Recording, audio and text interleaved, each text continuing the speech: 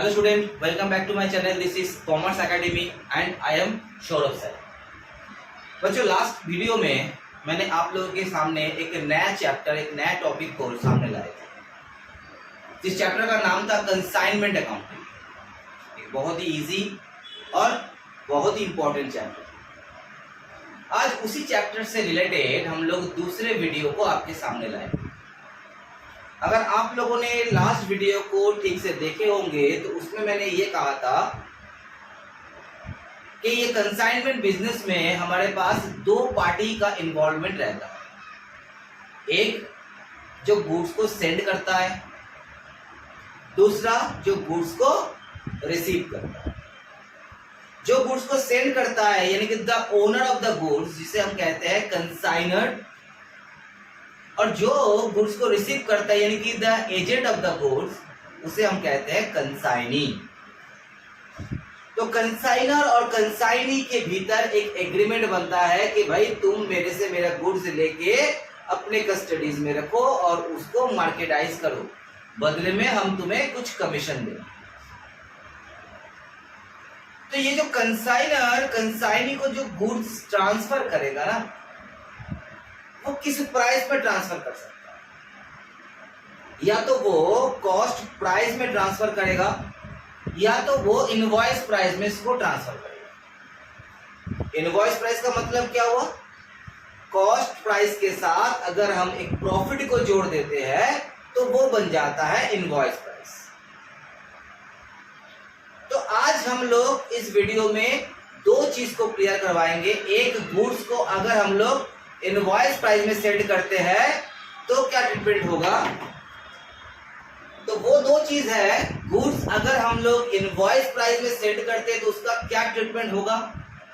और आज हम लोग बात करेंगे कि अगर हम लोग ओवर रीडिंग कमीशन देते हैं। मैंने लास्ट वीडियो में कहा था कि कमीशन जो देता है कंसाइनर कंसाइनी को, वो तीन टाइप्स का होता है। एक तो ऑर्डिनरी कमीशन, दूसरा डेल क्रेडिटर कमीशन और तीसरा ओवर रीडिंग कमीशन या स्पेशल कमीशन। उसके बारे में भी बात करेंगे और एक छोटा टॉपिक को भी क्लियर करेंगे, वो है अगर हमारा मार्केट प्राइस फॉल कर जाता है बिलो द कॉस्ट प्राइस, अगर कॉस्ट प्राइस से नीचे हमारा मार्केट प्राइस आ जाता है तो गुड्स का वैल्यूएशन, क्लोजिंग स्टॉक का वैल्यूएशन हम कैसे करें। तो सबसे पहले हम लोग बात करते हैं कि goods send by the consignor to the consignee at invoice price. ये क्या होता है कहानी, पहले ये समझो।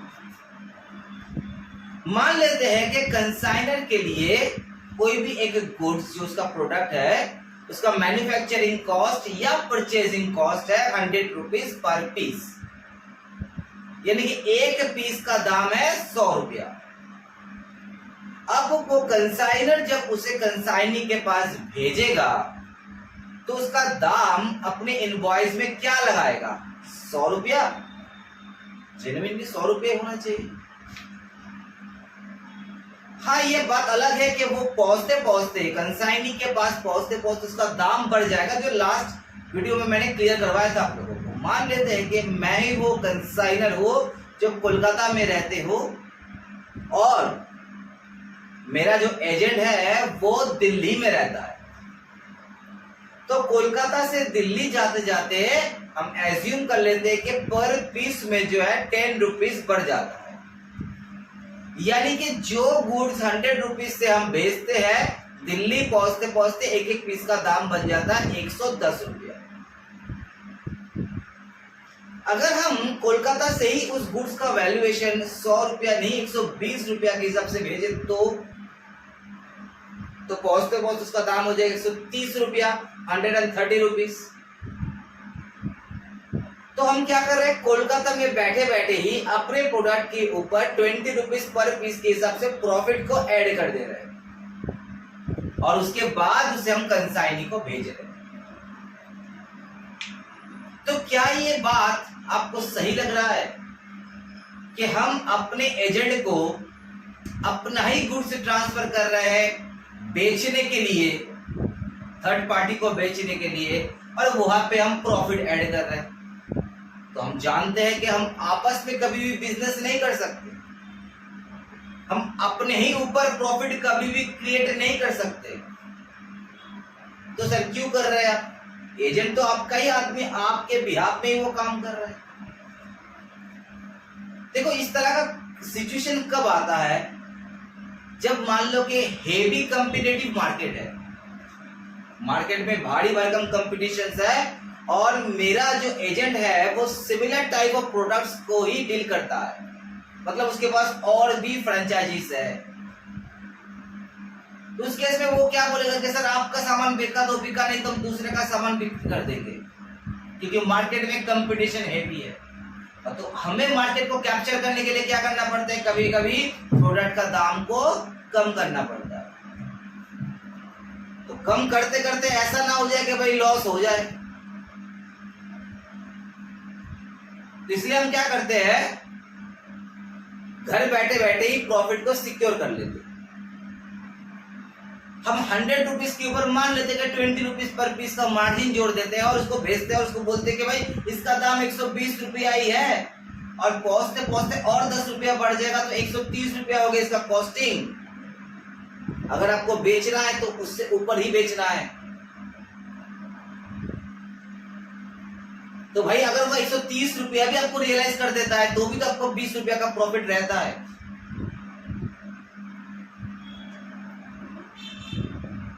अब हमारा सवाल यह है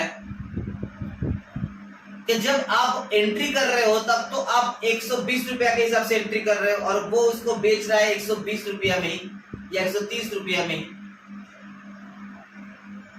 तो आपका प्रॉफिट क्या हो रहा है, जीरो हो रहा है। अगर मान लेते वो दाम के दाम पे ही बेचता है, वो 130 रुपीज में ही माल को बेच रहा है, तो बुक्स का प्रॉफिट कितना आएगा, बुक्स का प्रॉफिट तो भाई आपका जीरो आएगा, क्योंकि 120 रुपीज का तो आपका कॉस्टिंग पड़ रहा है और 10 रुपये आपका ऑन एन एवरेज पर पीस का दाम एडेड हो रहा है, कॉस्ट बढ़ रहा है। तो 130 रुपया का सामान अगर 130 रुपया में बेचा जाए तो प्रॉफिट तो जीरो हो रहा है, लेकिन एक्चुअली में क्या जीरो हो रहा है, प्रॉफिट नहीं, एक्चुअली में प्रॉफिट हो रहा है और 20 रुपया का ही प्रॉफिट आपका जनरेट हो रहा है। तो अगर हमें प्रॉपर प्रॉफिट को फाइंड आउट करना है तो हमें उस प्रॉफिट को हटाना है जो कि अनरियलाइज्ड है, जो हम अपने ऊपर ही कर रहे हैं, जो कि कभी भी अकाउंटेंसी हमें परमिट नहीं करता। तो इसी चीज को आज हम लोग एक एग्जाम्पल के तौर पे देखेंगे। क्वेश्चन आप लोगों के स्क्रीन में दिया हुआ रहेगा और हम उसी का सॉल्यूशन करेंगे, जहां पे एक कंसाइनर कंसाइनी को गुड्स ट्रांसफर कर रहा है लेकिन ओवर प्राइस में।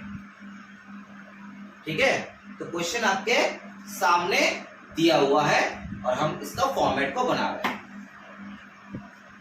तो देखो जो क्वेश्चन दिया गया है उस क्वेश्चन के लिए मैंने सॉल्यूशन करने के लिए यहाँ पे दो लेजर बनाए, एक कंसाइनमेंट अकाउंट बनाए in the books of x company के अंदर में और वाई कंपनी अकाउंट बनाया है, और एक फॉर्मेट बनाया है जो मैंने लास्ट वीडियो में भी इस तरीके के फॉर्मेट को शो किए थे, जहां पे हम स्टॉक का वैल्यूएशन करेंगे। अब देखो यहाँ पे मेरा कॉलम में कुछ चेंजेस आ गए। पिछले दिन जो मैंने एग्जांपल दिए थे उसमें मैंने सिर्फ क्वांटिटी और अमाउंट वाला कॉलम किए थे, क्योंकि वहां पे केवल हम गुड्स को कॉस्ट प्राइस में ही सेट कर रहे थे, मतलब कोई भी एक्स्ट्रा मेहनत नहीं था। लेकिन इस क्वेश्चन में गुड्स जो है वो इनवॉइस प्राइस में भेजा जा रहा है, तो हमने क्या किया, देखो यहाँ पे 3 कॉलम बनाया। एक कॉलम जो है वो इनवॉइस प्राइस वाला कॉलम है, मतलब जिस प्राइस से आप गुड्स को सेंड कर रहे हैं। बगल में उसका कॉस्ट प्राइस में क्या होता है, अगर आप उसको कॉस्ट प्राइस में सेंड करते तो उसका क्या वैल्यू आता, और इन दोनों कॉलम का जो डिफरेंस है वही आपका प्रॉफिट है। सिंपल लॉजिक में आप 120 रुपए में ट्रांसफर कर रहे हो अपने गुड्स को, लेकिन आपका गुड्स का कॉस्ट प्राइस कितना है, आपका गुड्स का कॉस्ट प्राइस है 100 रुपीज, तो यानी कि 20 रुपीज आपका क्या हो रहा है, 20 रुपीज आपका प्रॉफिट हो रहा है। अब पहले एग्जाम्पल को पढ़ते हैं। देखो स्क्रीन में दिया हुआ है, उसमें क्वेश्चन में कहा जा रहा है कि 25th of March 2024 X and Company of Kolkata sent 100 sari costing 1500 each 100 sari वो भेज रहा है, 1500 रुपया करके एक एक साड़ी का कॉस्टिंग है। Very good. अब उसको जो भेज रहा है उसका इनवॉइस प्राइस क्या तय किया जा रहा है? देखो बोला गया है कि invoice price of the above sari has been arrived at after adding 33 and 1/3% on the cost. यानी कि कॉस्ट के साथ अब 33 and 1/3%, तो 33 and 1/3% का मतलब क्या हुआ? 33.33 इंफिनिटी डिवाइडेड बाई 100, यानी कि 1/3। तो कॉस्ट के साथ आप 1/3 1/3 का प्रॉफिट आप ऐड करके ही उसे सेंड कर रहे हो, यानी कि आप अपने गुड्स का दाम इंक्रीज कर रहे हो, हाइक कर रहे हो, उसमें प्रॉफिट ऐड कर रहे हो। अब उसको भेजने के लिए एक्सन कंपनी स्पेंड कर रहा है रेलवे चार्जेस 7500 का, इंश्योरेंस चार्जेस 1000 का, लोडिंग चार्जेस 500 का, ठीक है। और वाईएन कंपनी को हम लोग कमीशन देंगे 5% ऑन द ग्रॉस सेल। उसके बाद बोला जा रहा है कि 5 sari were lost in transit at the Mumbai for which a claim 7000 has received from the insurance company। 5 sari जो है वो आपका एबनॉर्मली लॉस हो गया है ट्रांजिट में, जिसके अगेंस्ट में आपको 7000 का क्लेम मिल रहा है। उसके बाद वाईएन कंपनी एक साल जैसे खत्म हो गया 31 दिसंबर 24 को, उन्होंने अपना अकाउंट स्टेटमेंट भेजा है मुझे, जिसमें वो मेंशन कर रहा है कि सर आपके दिए हुए साड़ी में से हमने 80 पीस साड़ी को बेच दिए हैं 1,60,000, यानी कि 2000 रुपया पर पीस के हिसाब से उसने सेल कर दिया। लेकिन उसमें उसका कुछ खर्चा भी हुआ, जैसे क्लियरिंग चार्जेस, गोडाउन रेंट और कमीशन। कमीशन यहाँ पे वो लोग कैलकुलेट कर ही दिया है 5% के हिसाब से 1,60,000 के ऊपर 8,000 होता है, जो उन्होंने कैलकुलेट कर दिया है। टोटल उसका खर्चा है 13,000, तो उसने डिडक्ट किया और 1,47,000 फाइनल पेमेंट दिखा दिया। हमें बोला गया है कि आप कैलकुलेट कीजिए in the books of action company, consignment account draw कीजिए, जो कर लिए हम लोग। साथ में वाईएन अकाउंट, वाईएन कंपनी का भी अकाउंट बनाने के लिए बोला है, वो भी बना लिए। और ascertain the quantum of losses in respect of the sari loss in transit. Loss in transit आपको कितना हुआ है वो आपको निकालने के लिए बोला गया है। तो आप उसको अमाउंट में भी डिक्लेयर कर सकते हैं या तो लेजर बनाकर भी डिक्लेयर कर सकते हैं। अब इस क्वेश्चन का मेन जो है टॉपिक सबसे पहले वो समझाते हैं। यहाँ पे जो हम लोग वैल्यूएशन ऑफ क्लोजिंग स्टॉक के लिए जो फॉर्मेट बनाया है, वहां पे पहला कॉलम तो क्वांटिटी वाला लाए हैं, दूसरा कॉलम हम लाए हैं इनवॉइस प्राइस, यानी कि जिस प्राइस से हम गुड्स को ट्रांसफर कर रहे हैं। लेकिन उसके बगल में हम लिखे इसका कॉस्ट प्राइस, मतलब अगर गुड्स को हम कॉस्ट प्राइस में सेंड करते तो क्या इफेक्ट आता है, और इन दोनों का जो डिफरेंस है वही हमारे लिए प्रॉफिट है, जिसे हम लोडिंग कहते हैं। आते हैं सबसे पहले यहाँ पे गुड्स सेंड ऑन कंसाइनमेंट, पहले वर्किंग कर लेते हैं हम लोग।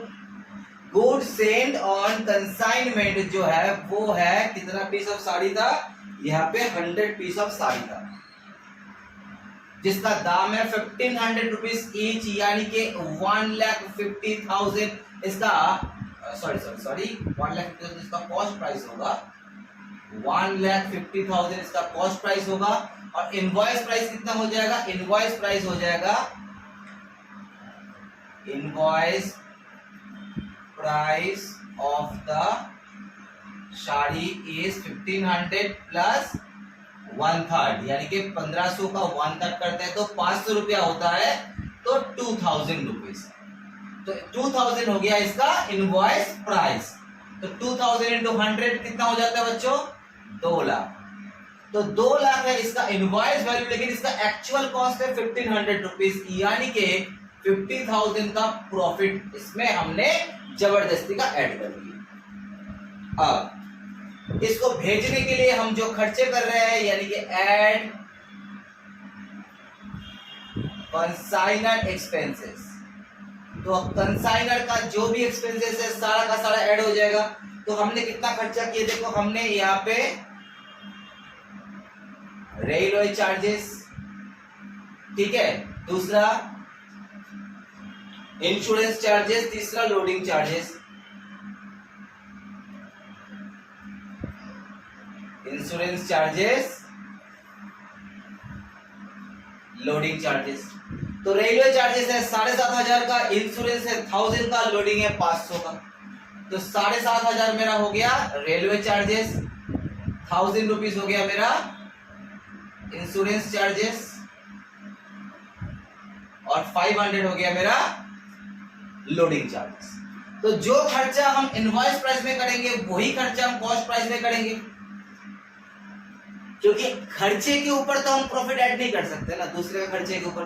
खर्चा जो लग रहा है वो आप गुड्स को इनवॉइस में भेजिएगा, जो खर्चा लगेगा कॉस्ट पे भेजने से भी सेम ही खर्चा लगेगा। तो हमें बस निकालना है, यही देखना है कि इन दोनों कॉलम के अंदर प्रॉफिट कहां कहां छुपा है। तो ये जो एक्सपेंसेस हो रहा है, ये एक्सपेंसेस के ऊपर तो कभी प्रॉफिट होता नहीं है। तो ये 7500, ये 1000 और ये 500 हो रहा है, मतलब इन तीनों चीज के ऊपर कोई भी प्रॉफिट एडिशन नहीं हो रहा है, क्योंकि वो बाहर का खर्चा है। तो जैसे ही मेरा गुड्स मूवमेंट चालू किया तो 100 पीस का दाम हो गया मेरा 7,500 और 1500 9,000, यानी कि 2,09,000। वहीं पे मेरा कॉस्ट प्राइस हो गया 1,59,000, यानी कि 50,000 का प्रॉफिट लेके अब ये कोलकाता से दिल्ली की तरफ जा रहा है। अब बीच रास्ते में हमारा 5 पीस का जो आइटम है वो डैमेज हो जाता है, लॉस इन ट्रांजिट। तो 5 पीस का वैल्यू निकालना है, तो सबसे पहले मुझे निकालना है PUC, यानी कि पर यूनिट कॉस्ट। लेकिन ये CP में भी निकालेंगे और IP में भी निकालेंगे, क्योंकि हमने 2 कॉलम बनाए कि अगर कॉस्ट प्राइस से हम भेजते तो हमारा पर यूनिट कॉस्ट कितना आता, और अगर इनवॉइस प्राइस से भेज रहे हैं तो पर यूनिट कॉस्ट कितना आएगा। तो सीधा सा लॉजिक है, 2,09,000 को 100 से डिवाइड करेंगे तो 2090 हो गया मेरा IP का पर यूनिट कॉस्ट, और वहीं पे 1590 1590 हो गया कॉस्ट में एक एक पीस का दाम। अब हम लेस करेंगे गुड्स लॉस इन ट्रांजिट। कितने गुड्स लॉस हो रहा है आपका बच्चा? 5 पीस गुड्स लॉस, 5 पीस आपका गुड्स जो है वो लॉस हो रहा है। अब उस 5 पीस का कॉस्टिंग क्या है और 5 पीस का इनवॉइस वैल्यू क्या निकालते हैं। तो 2090 इंटू 5 पीस के हिसाब से 10,450, 10,450 ये होता है आपका इनवॉइस वैल्यू ऑफ गुड्स, और वही पे इसका कॉस्ट होता है 5450, 1590 करके, नहीं सॉरी 7950। तो यानी कि इसमें प्रॉफिट कितना हो गया? इसमें प्रॉफिट हो गया 2500 रुपया का प्रॉफिट हो गया।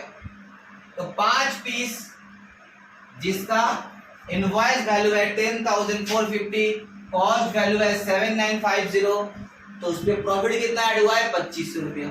तो हमारा बैलेंस गुड्स कितना रहा? हमारा बैलेंस गुड्स रहा अब ओनली 95 पीस, जिसका 47,500 होता है प्रॉफिट, जिसका इनवॉइस वैल्यू होता है 2,09,000 माइनस 10,450, दैट इज 19,198,550, और 1,59,000 माइनस 7,950, दैट इज 1510,151050। ये रहा हमारा बैलेंस गुड्स। अब इसके बाद हम इसमें क्या जोड़ेंगे बेटा? इसमें हम लोग जोड़ेंगे एड कंसाइनी एक्सपेंसेस। कंसाइनी का कौन सा एक्सपेंसेस लेंगे? ओनली नॉन रिकॉर्डिंग वाला लेंगे, यानी कि एक गुड्स के ऊपर जो एक ही बार होगा, बार बार नहीं होगा। तो देखो कंसाइनी का जो खर्चा था उसमें एक क्लियरिंग चार्जेस था, यानी कि माल को खाली करने का, क्लियर करने का जो खर्चा है, और एक गोडाउन रेंट है। तो गोडाउन रेंट तो हमें बार बार देना पड़ता है, जब तक वो माल मेरे गोडाउन में रहेगा हर महीने मुझे रेंट देना पड़ेगा। लेकिन उस गुड्स के लिए क्लियरिंग चार्जेस तो हम एक ही बार पे करेंगे। तो क्लियरिंग चार्जेस ही केवल इस वैल्यूएशन में आएगा, जो कि नॉन रिकरिंग नेचर का है। वो कितना है, वो है 3100। तो 3100 मेरा आईपी में भी आएगा, 3100 मेरा सीपी में भी आएगा, क्योंकि हमने अभी अभी कहा था कि खर्चे के ऊपर हम कभी भी अपना प्रॉफिट जोड़ नहीं सकते, जो खर्चा लगा है वो उतना ही रहेगा। तो अब मेरा 95 पीस माल का कॉस्ट प्राइस कितना हो जाता है और इनवॉइस प्राइस कितना हो जाता है। कॉस्ट प्राइस हो जाता है, अगर 31 रुपए जोड़ देते हैं 154150 154150 और उसी का ही इनवॉइस प्राइस हो जाता है 201650 201650। प्रॉफिट उतना ही रहेगा 47,500। तो अब हमें फिर से यहाँ पे पीयूसी निकालना है, क्योंकि अब हमें क्लोजिंग स्टॉक का वैल्यू निकालना है। वही सीपी और आईपी दोनों में ही निकालेंगे, क्योंकि दोनों के अंदर मुझे प्रॉफिट निकालना है। तो 201650 ये मेरा इनवॉइस वैल्यू हो गया। इसको अगर हम लोग 95 से डिवाइड करते हैं तो 2122, ठीक है। तो 2122 फिर से एक बार कर लेता हूं मैं, 198550 प्लस 3100 डिवाइडेड बाय 95, 2122 अप्रोक्स आ रहा है। तो 2122 हो रहा है मेरा इनवॉइस वैल्यू पर पीस का, और 154150 डिवाइडेड बाय 95 करते हैं तो 1622 आ रहा है कॉस्ट प्राइस का अप्रोक्स वैल्यू। तो अब हम क्या निकालेंगे, क्लोजिंग स्टॉक का वैल्यू निकालेंगे। तो क्लोजिंग स्टॉक देखो यहाँ पे बोला गया है कि अकाउंट स्टेटमेंट में कि आपने जो भी गुड्स मुझे भेजे थे उसमें 80 पीस गुड्स हमने सेल कर दिए। तो अब हमारे पास 95 पीस पड़ा हुआ है, जिसमें से आपने 80 पीस गुड्स को सेल किए हो।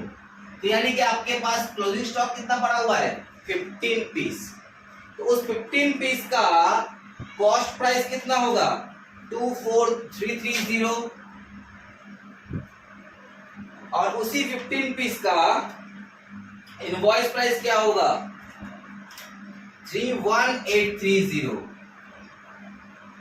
डिफरेंस 7,500 का उसमें लोडिंग आ जाएगा।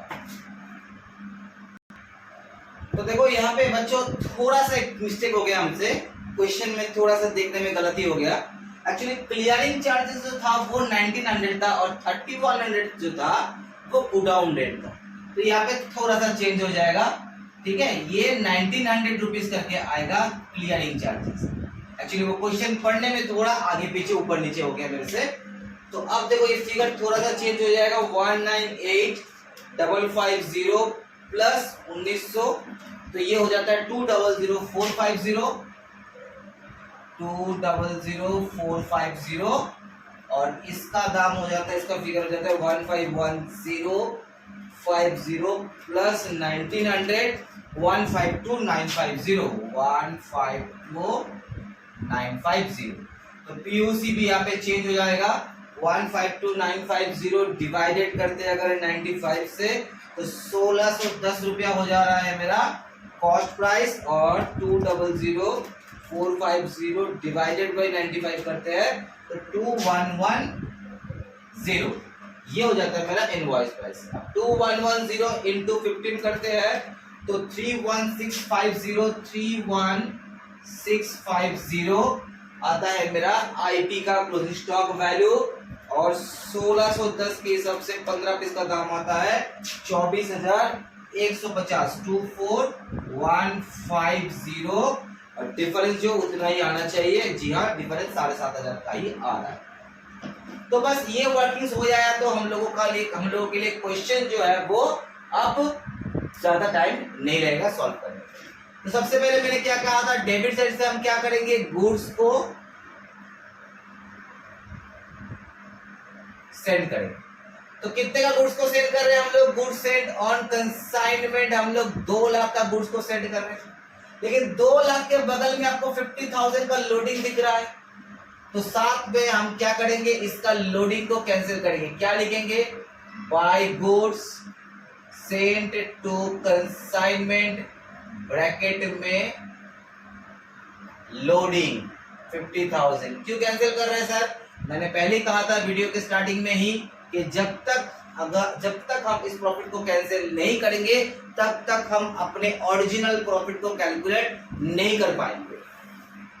To find out the actual profit of the business, we need to cancel out those unrealized profit which have been made between the consignor and consignee. तो consignee मेरा agent है, मेरा customer नहीं है। तो इसी के साथ हमने क्या किया, 2 लाख में गुड्स को सेंड किया, लेकिन 50,000 हम संग उसका कैंसिलेशन भी कर दिए, तो ये गुड्स का कॉस्ट प्राइस हो गया 1.5 लाख। अब जो खर्चा हम यहाँ पे कर रहे हैं वो उससे हम टू कैश, जो खर्चा कंसाइनर कर रहा है उसे कैश या तो बैंक बोल के लाएंगे, जिसमें क्या क्या खर्चा है मेरा, रेलवे चार्जेस है,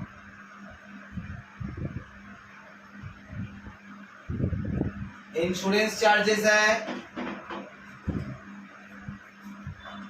लोडिंग चार्जेस है। 7,500 का रेलवे चार्जेस है, 1000 का इंश्योरेंस चार्जेस है और 500 का लोडिंग चार्जेस है। कुछ खर्चा जो है कंसाइनी कर रहा है तो उसे हम क्या लिखेंगे, to Y and company account बोल के लाएंगे, जिसमें क्या क्या खर्चा आ रहा है, सारा का सारा खर्चा हम लाएंगे। एक तो क्लियरिंग चार्जेस था जो कि हमको दिख रहा है यहाँ पे 1900 का, एक था गोडाउन रेंट जो है 3100 का, और एक था हमारा कमीशन जो कि 8000 का था। तो ये मैंने गुड्स को सेंड कर दिए, साथ में खर्चा भी बेयर कर दिया। अब मैंने क्या कहा था कि क्रेडिट साइड से आएगा इसी गुड्स का ब्रेकअप। एक पार्ट हम बेच रहे हैं, एक पार्ट मेरा लॉस हो रहा है और एक पार्ट मेरा स्टॉक में रहेगा। तो जो बेच रहा है वो हम क्या लिखेंगे, जिसको हम बेच रहे हैं, by Y and company account sale on consignment, 1,60,000 जो कस्टमर को बेचा जा रहा है। और कुछ गुड्स जो है वो लॉस हो रहा है ट्रांजिट में, तो बाय लॉस इन ट्रांजिट। तो देखो कितना का लॉस हो रहा है मेरा, 10,450 का, लेकिन ये तो इनवॉइस वैल्यू में, इसके बगल में आपको दिख रहा है लोडिंग, यानी कि इसके अंदर का प्रॉफिट भी मुझे कैंसिल करना है। सीधा सा लॉजिक है भाई। आपका जो गुड्स लॉस हो रहा है ट्रांजिट में उसका एक्चुअल दाम है 7,950, आपने इसको बढ़ा के बोला है 10,450।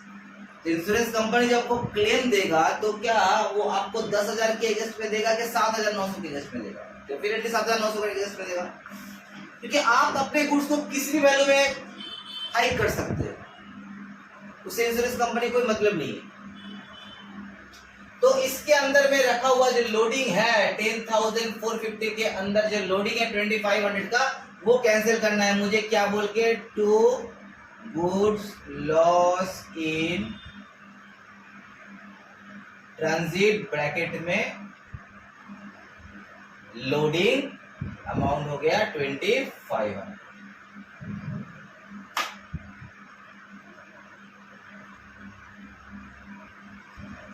और जो गुड्स हम नहीं बेच पाए वो मेरे क्लोजिंग स्टॉक पे है, तो उसको क्या लिखेंगे, बाय स्टॉक ऑन कंसाइनमेंट। कितने का स्टॉक है, 31,650। इसके अंदर में भी 7,500 का प्रॉफिट घुसा हुआ है जो कैंसिल करना है मुझे डेबिट साइड से, बाय क्लोजिंग स्टॉक रिजर्व बोल के 7,500 का प्रॉफिट भी मुझे कैंसिल करना है स्टॉक के अंदर से। तो देखो मेरा जितना भी पोस्टिंग था वो मैंने कर दिया है। अब इसका टोटल करेंगे और प्रॉफिट या तो लॉस निकालेंगे, तो ठीक है ये तो निकाल लेंगे हम लोग थोड़ी देर में। अब क्या करते हैं, क्रॉस पोस्ट कर देते हैं वाई अकाउंट में भी। तो वाई अकाउंट में देखो यहाँ पे कंसाइनमेंट अकाउंट में बाय वाई अकाउंट है, तो वाई अकाउंट पे आ जाएगा टू कंसाइनमेंट अकाउंट,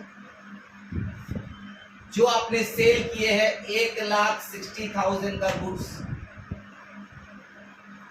साथ में आपका देखो कंसाइनमेंट में 2Y अकाउंट है, तो यानी कि बाई कंसाइनमेंट अकाउंट होगा। जो खर्चा आपने किए हैं, तो खर्चा और कमीशन एक साथ हम कर देते हैं, एक्सपेंसेस एंड कमीशन मिला के 13,000। कोई भी एडवांस पेमेंट था नहीं, तो यानी कि जो डिफरेंस अमाउंट है वो आप कंसाइनर को पे कर देगा, फाइनल सेटलमेंट। तो चलो अब टोटल करते हैं हम लोग स्टार्ट। तो देखो यहाँ पे मैंने टोटल निकाल लिए थे कंसाइनमेंट अकाउंट का, जिसमें हमारा प्रॉफिट आ रहा है 20,100। 20,100 का हमारा प्रॉफिट आ रहा है। एक चीज गौर करो बच्चों आप लोग, मेरा लास्ट कॉस्ट कितना में गया इनवॉइस प्राइस में? 2,110। एक एक पीस का दाम गया 2,110 इनवॉइस प्राइस में। अब ये जो Y है, इन्होंने अपना गुड्स बेचा 2,000 के हिसाब से। तो अगर हम ये प्रॉफिट, लोडिंग वाला प्रॉफिट को कैंसिल नहीं करते, सपोज मान लो नहीं करते, तो क्या स्थिति आता? सीधा लॉजिक है, हम गुड्स को बेच रहे 2,000 रुपया के हिसाब से। जब मेरा कॉस्टिंग हो गया, लास्ट कॉस्ट आ गया 2,110, क्योंकि जब हम गुड्स को सेल कर रहे हैं तब इसका दाम था 2,000, पहुंचते पहुंचते उसमें 110 रुपया का इंक्रीमेंट हो रहा है पर पीस में। तो उस हिसाब से देखे तो गुड्स बेच के हमें लॉस होता अगर हम ये प्रॉफिट को कैंसिल नहीं करते। लेकिन अभी देखो क्या सिचुएशन आ रहा है, मेरे पास प्रॉफिट हो रहा है, प्रॉफिट ऑन कंसाइनमेंट हो रहा है 20,100। अब Y का अकाउंट क्लियर करते हैं। Y के अकाउंट में 1,60,000 से 13,000 माइनस करते हैं, तो बैलेंस का जो है बाय बैंक फाइनल पेमेंट बोल के आएगा 1,47,000। तो ये हो गया मेरा क्वेश्चन नंबर 1 का आंसर, ये हो गया क्वेश्चन नंबर 2 का आंसर। अब 3 में आपको बोला गया है कि आपको एक्चुअल लॉस का वैल्यू निकालना है। आप लेजर के थ्रू भी निकाल सकते हैं। अगर हम लोग यहाँ पे गुड्स लॉस इन ट्रांजिट का अकाउंट बनाते हैं, तो उस केस में हम क्या करेंगे? देखो बच्चों, यहाँ पे कंसाइनमेंट अकाउंट में क्रेडिट साइड में लॉस इन ट्रांजिट है 10,450, यानी कि गुड्स लॉस इन ट्रांजिट में आपका आ जाएगा टू कंसाइनमेंट अकाउंट 10,450। अब देखो यहाँ पे कंसाइनमेंट अकाउंट में डेबिट साइड में फिर से लॉस इन ट्रांजिट था, लोडिंग बोल के 2,500, जिसे कैंसिल करना पड़ेगा। तो अगेन बाय कंसाइनमेंट अकाउंट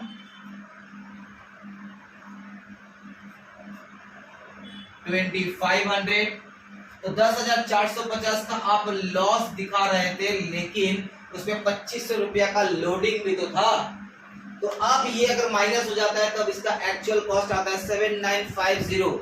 उसमें आपको क्लेम मिल रहा है कितना का? 7,000 का, यानी कि बाय इंश्योरेंस क्लेम। अगर आपको पैसा मिल नहीं गया अभी तक, सिर्फ लॉन्च हुआ है क्लेम, तो आप इसको बाय इंश्योरेंस क्लेम बोल के लाओगे।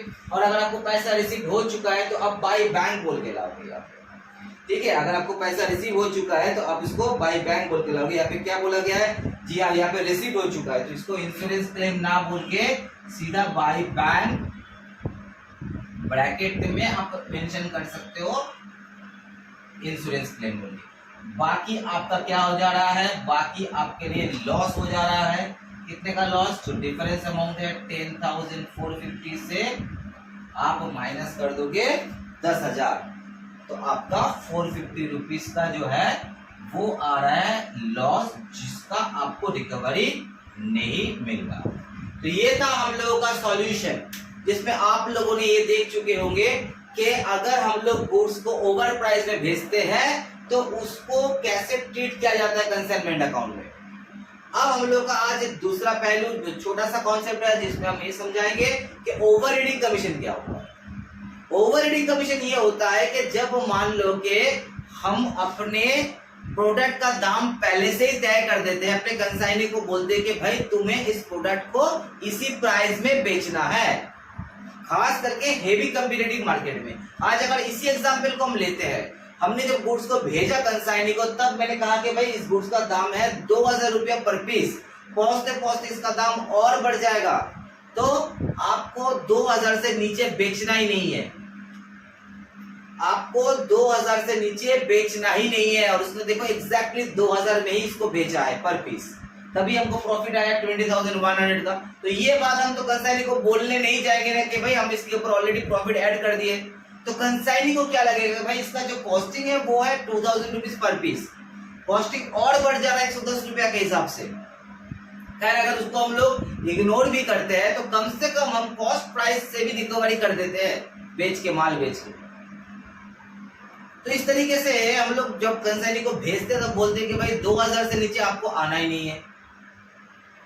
लेकिन अगर आप उससे ऊपर में बेच देते हैं तो आपको एक्स्ट्रा कमीशन मिलेगा। तो कंसाइनी बोलते हैं कि भाई कितना में बेचना चाहिए बोलिए, मतलब जितना तुम भाई एक्स्ट्रा रियलाइज करोगे। तो कंसाइनी क्या करता है उस केस में थोड़ा सा लालच में आ जाता है और एफर्ट डाल देता है। मान लो कि अगर यही प्रोडक्ट उसने 2500 रुपया पर पीस में बेचा होगा तो 500 रुपया करके 85 पीस का वो हमें कितना एक्स्ट्रा पैसा देता, 42,500। और जैसे कि मैंने उसको कमिटमेंट किए थे कि भाई तुम्हें नॉर्मल कमीशन तो मिलेगा ही मिलेगा सेल के ऊपर, लेकिन जो एक्स्ट्रा प्राइस तुम रियलाइज करके दोगे मुझे उसके ऊपर तुम्हें 25% का एक्स्ट्रा कमीशन मिलेगा, जिसे हम कहते हैं ओवर रीडिंग कमीशन।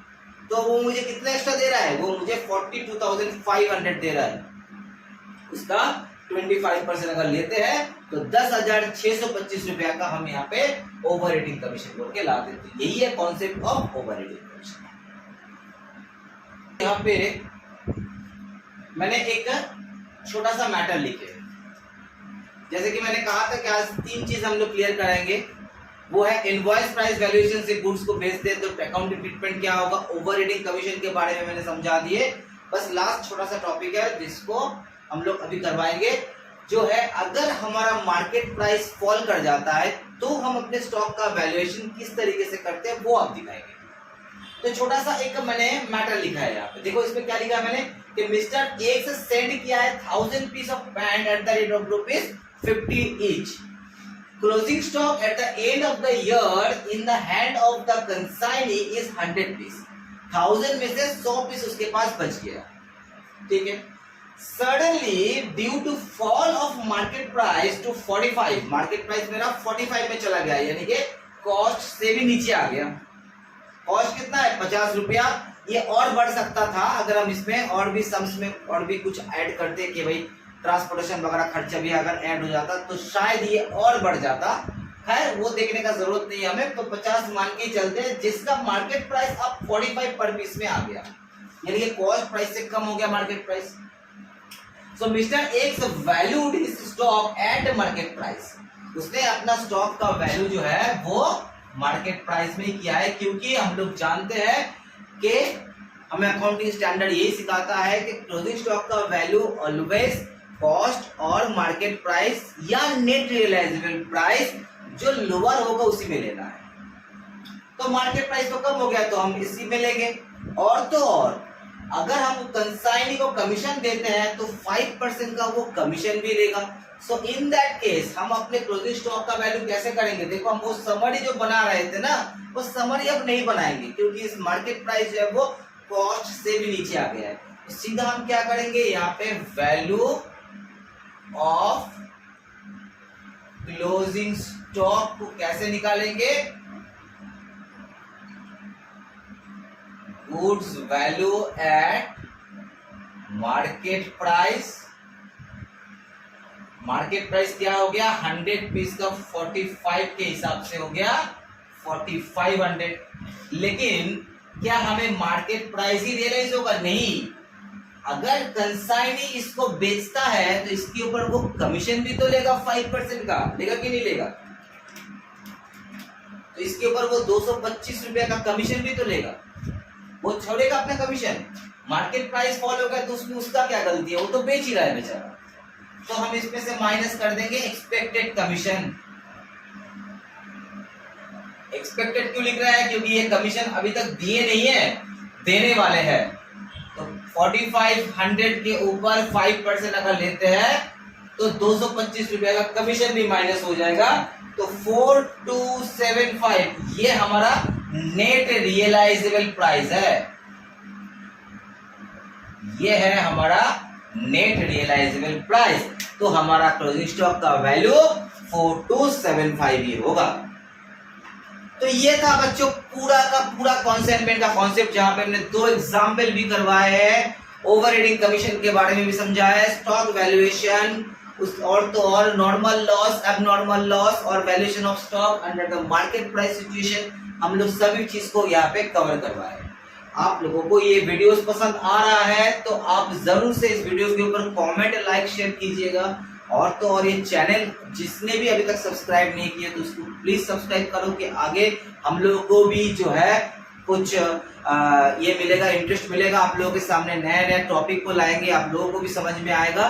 ठीक है, और क्लास के बारे में किसी को कोई भी तरीके का कोई जानकारी चाहिए, चैप्टर के बारे में जानकारी चाहिए, तो दिए हुए नंबर पे आप हम लोग से कांटेक्ट कर सकते हैं। शुभ रात्रि।